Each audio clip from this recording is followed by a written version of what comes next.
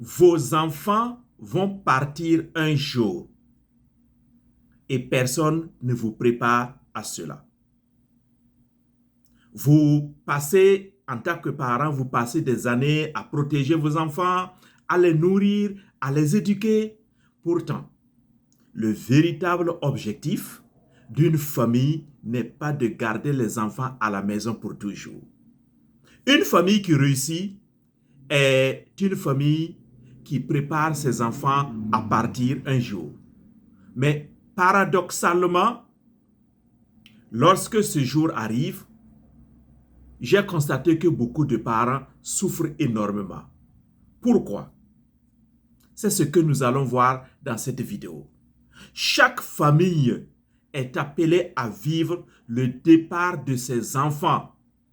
La question n'est pas si cela arrivera, mais la véritable question est celle-ci. Comment votre famille s'y préparera? Bienvenue à EFATA, l'école des familles, du développement humain et de la réussite en diaspora. Je vous demande de faire comme ça. Mettez les j'aime, déposez vos commentaires et sur ma plateforme, l'école de la relation et du couple, vous y trouverez une formation pour les parents, éduquer sans s'épuiser. Une formation en ligne de plus de 7 heures de vidéos avec des exercices textes. Et aussi, vous y trouverez ce livre-là, ce livre bleu, Gratitude et recommandations aux parents, stratégie pour un leadership parental. Je mettrai le lien dans la barre de description et dans les commentaires pour que vous puissiez visiter l'école du couple et de la relation. Revenons à notre sujet. Vos enfants vont partir un jour. Et malheureusement, tous les parents ne sont pas bien préparés à cela. Il y a une réalité claire. Tous les parents vivent ou vivront cette étape-là, sans embâche. Les enfants ne sont pas toujours préparés à quitter le foyer. Voilà aussi un autre point. Les enfants ne sont pas toujours préparés à quitter le foyer. Beaucoup de couples découvrent qu'ils ne savent plus vivre à deux lorsque les enfants sont partis. Parce que le départ des enfants crée un vide. Et les conjoints se rendent compte que ils sont appelés à réapprendre à vivre encore ensemble. Et chez les familles immigrantes, donc les couples immigrants africains, les familles qui ont immigré en Europe, aux États-Unis comme au Canada, le départ est encore plus difficile. Les enfants vont adopter souvent une nouvelle culture. Même pas souvent, ils adoptent une nouvelle culture. Ils déménagent dans un autre État. J'ai vu des enfants aux États-Unis, pour aller à l'université, ils ont choisi d'aller à 6 heures de vol. Sinon même plus, dans un autre État. Ou parfois dans un autre pays. Comme les enfants les parents qui vivent en Afrique, les enfants doivent aller étudier au Canada, ou en Europe, ou au Sénégal, ou ailleurs dans un autre pays africain. Et les parents vont ressentir la solitude. Je pense que cette solitude-là est en bas et elle fait que parfois, il y a certains parents qui n'arrivent pas à décider à laisser les enfants partir. La peur de cette solitude-là. Et c'est en ce moment qu'on parle du syndrome du nid vide. Le nid vide, N-I-D. Syndrome du nid vide. Ou la transformation d'une famille. Ou la transition d'une famille. Quand on parle de transition d'une famille, vous voyez, et quand un enfant arrive, une famille est en transition. Mais quand un enfant aussi part, quitte la famille, mais la famille aussi est en transition. Voilà, donc le syndrome du nid vide, la transformation familiale ou la transition familiale. Mais cela est parfois lourd pour les parents et ce qui rend aussi la tâche difficile pour les enfants.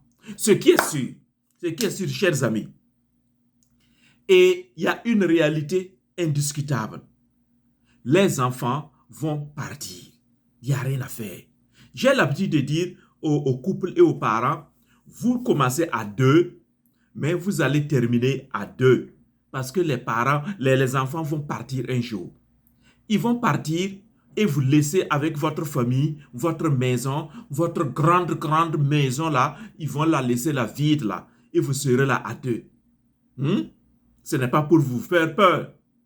Parce qu'il y a des solutions à cela. Alors, les enfants vont partir. Pour quelle raison? Ce n'est pas qu'ils n'aiment pas la famille. Non, les enfants vont partir pour les études. Ils vont partir pour le travail. Ils vont partir pour le mariage. Ils vont partir pour une mission quelconque. Ils vont partir pour construire leur vie. Et ça, c'est parfois lourd pour certains parents. Les enfants ont besoin de construire leur vie. Dans ce livre bleu, j'ai expliqué en longueur et en largeur que les enfants vous ont été prêtés. Mais un jour, ils vont partir pour s'occuper de leur vie à eux, leur vision à eux, leur destinée à eux, leurs projets à eux, leurs ambitions à eux, et mais pas les ambitions ou les projets des parents. Le problème pour moi ici, ce que je constate, ce n'est pas le départ, ce n'est pas leur départ. Le problème est que beaucoup de familles ne s'y préparent jamais.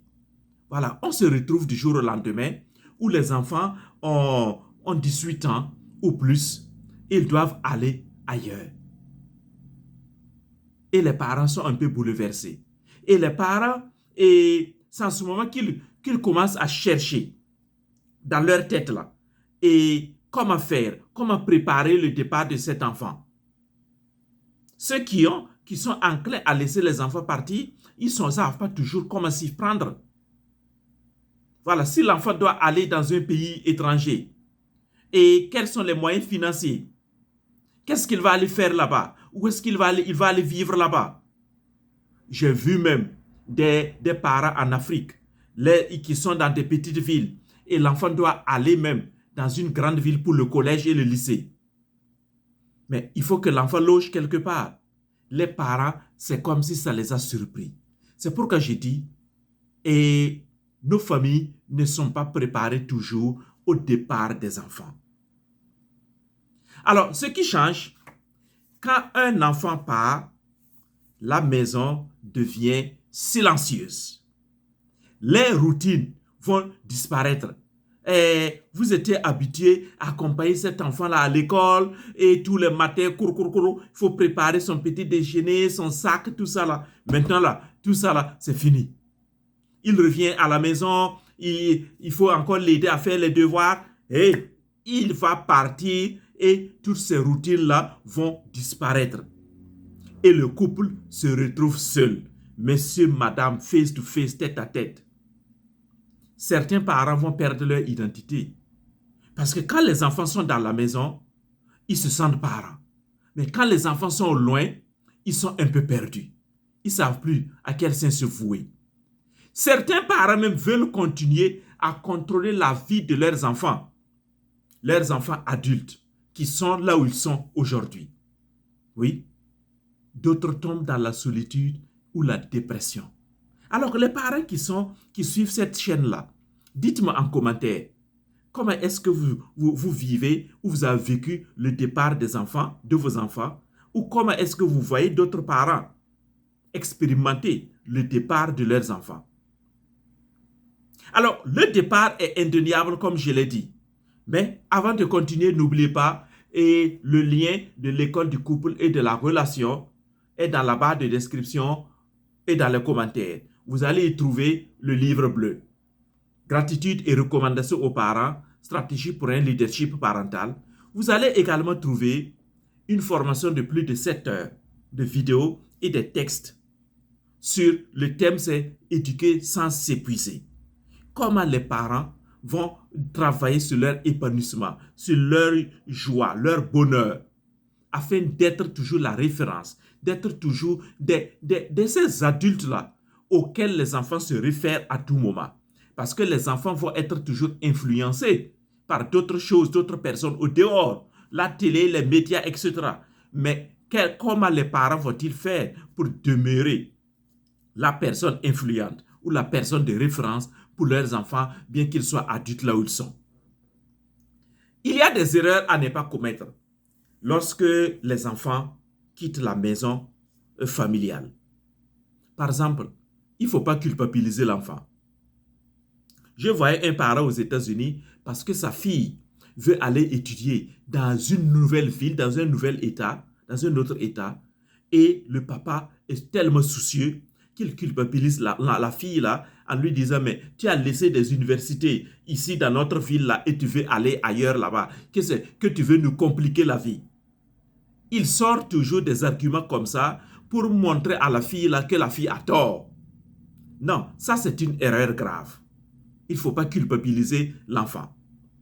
Vouloir décider de tout à distance, c'est une autre erreur. Oui, il est là où il est, ou ta fille est là où elle est, pour l'université ou bien pour le lycée ou autre chose. Tu ne peux pas continuer à tout décider encore à distance. Oui. Ou attendre que ton enfant t'appelle tous les jours. Il a d'autres chats à fouetter là-bas aussi. Oui. Et c'est cette séparation-là qui est lourde pour les parents. Le fait de ne pas pouvoir parler à leurs enfants tous les jours. Le fait de ne pas voir l'enfant là tous les jours encore. Ils se posent mille et une questions. Ah, comment il s'y prend là-bas? Et qu'est-ce qu'il devient là-bas? Qu'est-ce qui lui arrive là-bas? Ce sont des vrais soucis d'un parent. Voilà. Ou l'autre erreur, c'est d'oublier son conjoint. Notamment les femmes. Oui, comme l'enfant est ailleurs maintenant là, et elle va se focaliser davantage encore sur l'enfant. Tous les jours, téléphone, chercher à envoyer des choses de cadeaux à l'enfant, et oubliant qu'elle vit avec un homme ici. Ou faire de l'enfant le centre permanent de la famille. Oui, parce qu'il est parti aux études. Oh, tous les sujets à la maison. Oh, mon enfant est allé dans telle ville pour étudier. Il étudie dans tel domaine. L'enfant devient le centre de votre conversation avec tous les étrangers, tous les amis. Non, ça c'est des erreurs. Laissez l'enfant grandir et faire sa vie. Si vous, les parents, vous avez fait déjà votre travail lorsque l'enfant était petit. Alors, le départ d'un enfant va réajuster les rôles parentaux. J'ai dit dans ce livre bleu et dans la formation là, et éduquer sans s'épuiser, j'ai démontré là-bas qu'il n'y a pas de retraite quand on est parent. On ne cessera jamais d'être parent. On est parent à vie. Oui, on est parent à vie. Les rôles peuvent changer. Quand les enfants grandissent, ils deviennent majeurs, adultes, ou ils vont ailleurs, les rôles changent aussi. Mais on est toujours parent. Par exemple, quand les enfants quittent la cour familiale pour aller ailleurs, les parents vont passer de parents protecteurs à parents conseillers. Oui, il faut devenir conseiller de votre enfant. Parce que vous ne pouvez plus décider tout à sa place. Il vit des réalités là-bas qu'il ne peut pas toujours vous raconter. Même s'il vous a raconté, vous n'avez pas vécu, vous n'avez pas vu. Donc, vous devenez conseiller de votre enfant. Vous passez aussi de parents décideurs à parents accompagnateurs. Vous ne décidez pas toujours de la filière que l'enfant va étudier. Vous ne décidez pas des ambitions, des choix vitaux de l'enfant. Vous ne pouvez que l'accompagner, lui donner des conseils, l'orienter. Et c'est votre rôle maintenant de parent. Vous passez de contrôleur à mentor. Et là, beaucoup de parents n'ont pas appris cela. Ils veulent toujours contrôler, ils veulent toujours décider, ils veulent toujours maîtriser. Non. Et c'est ça qui fatigue les parents. C'est pourquoi la formation là, éduquer sans s'épuiser. Si tu veux toujours rester épuisé, il faut rester protecteur, décideur et contrôleur. Mais si tu veux continuer à éduquer et en découvrant la joie même de voir ton enfant devenir adulte, il faut devenir parent conseiller, parent accompagnateur, parent mentor. L'enfant, lui, il va changer aussi de rôle. De dépendant, il devient responsable. Et c'est là que l'enfant, avant de le laisser partir, pendant des années, il faut préparer à sa responsabilité. Et il devient quelqu'un capable de prendre des décisions, capable de s'autogérer, capable de devenir la personne sur qui la société et le monde puissent compter. Voilà, chers amis, chers parents, et laissez vos enfants partir. Comme vous-même, vous êtes partis de vos parents. Vous n'êtes pas restés chez vos parents pour multiples raisons. Surtout les couples immigrés africains, les parents africains qui ont immigré. Mais vous êtes partis. Voilà, laissez vos enfants partir, c'est la loi de la nature. Mais devenez des accompagnateurs, devenez des conseillers, devenez des mentors pour vos enfants. Et c'est pour cela que j'ai mis en place cette formation-là, Éduquer sans s'épuiser, et ce livre bleu, Gratitude et recommandations aux parents, stratégie pour un leadership parental. Les célibataires vont dire, oh oui, ça, ces formations ne m'intéressent pas. Ne dites pas cela, car beaucoup de parents ont été surpris d'être parents. Ça peut arriver, boum, un beau matin, vous levez, on vous annonce, vous êtes devenu père ou mère. Donc, préparez-vous, vous aussi, parents. Élever un enfant, je sais que ce n'est pas facile, ce n'est pas le retenir non plus à la maison. Élever un enfant, éduquer un enfant, pour moi, à mon sens, c'est lui donner des racines suffisamment profondes pour savoir d'où il vient, qu'est-ce qu'il faut faire, qu'est-ce qu'il faut penser. C'est aussi lui donner des ailes, mais des ailes solides pour construire sa propre vie et non pas ma vie de papa ou ma vie de maman. Lui donner des racines solides et des ailes solides. Voici pour moi les deux bases d'une éducation forte. Et une famille qui réussit n'est pas celle, c'est pas cette famille-là et dont les enfants ne partent jamais. Il y a des parents qui gardent leurs enfants à la maison. Les enfants se marient là-bas, ils font des enfants là-bas. Non, une famille réussie, ce n'est pas cette manière-là. C'est celle qui reste unie, même lorsque chacun prend son envol. Les enfants prennent leur envol, les parents les reviennent à deux, monsieur, madame, des conjoints, mais tout le monde est resté uni. Alors, si vous voulez découvrir ce livre-là, Gratitude et recommandations aux parents, stratégie pour un leadership parental, ou bien la formation, Éduquer sans s'épuiser, je mettrai le lien dans la barre de description et dans les commentaires. Alors, déposez vos commentaires, posez vos questions, partagez cette vidéo pour toucher le maximum de parents en Afrique, aux États-Unis, au Canada et en Europe. Et ensemble, nous allons construire des familles heureuses. Nous allons construire des parents solides, épanouis, qui font aussi des enfants épanouis.